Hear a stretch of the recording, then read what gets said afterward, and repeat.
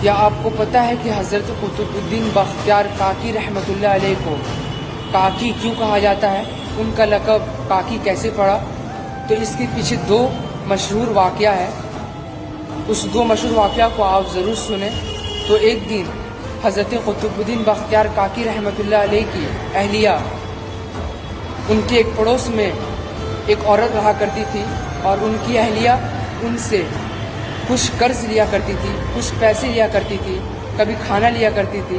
جو ان کی پڑوس میں رہا کرتی تھی ایک دن کہتی ہے کہ اگر ہم لوگ آپ کے پڑوس میں نہیں ہوتے تو آپ لوگ کیسے کھانا کھاتے ہیں، کیسے آپ کا زندگی گزرتا؟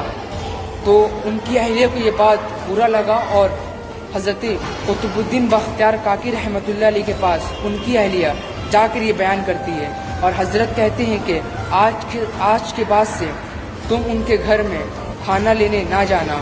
اگر تمہیں جب بھی کھانا کی خواہش ہو، تمہیں بھوک لگے، تم میرے حجرے میں جانا، اور ایک تخت ہوگا، اس تخت پر ہاتھ لگانا اور اس میں سے تمہیں کاکی مل جائے گا، یعنی ایک قسم کا روٹی تم کو مل جائے گا۔ اور جب بھی ان کو بھوک لگتا تو ان کی اہلیہ ان کے حجرے میں جاتی اور وہاں سے کاکی نامی روٹی لے لیتی۔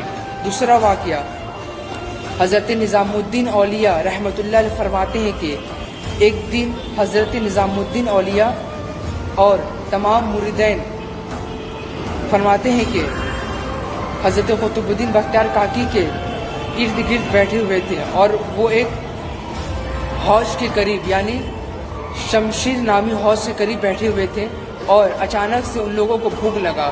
تو حضرت خواجہ قطب الدین بختیار کاکی رحمۃ اللہ علیہ نے ان کو کہا کہ اس حوض سے ہاتھ لگاؤ اور اس سے کھانا نکال لو۔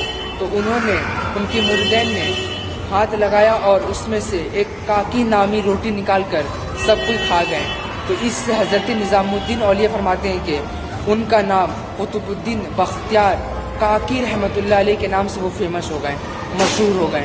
یہ تھا اللہ کے ولی کا کرامت، جو جب بھی بھوک لگے تو ان کے نام سے روٹی نکالتے تو ایک کاکی نامی روٹی نکل جاتا، بھوک اپنا مٹا لیتے لوگ۔ تو یہ تھا حضرت خواجہ قطب الدین بختیار کاکی رحمۃ اللہ علیہ کا ایک چھوٹا سا مختصر سا واقعہ۔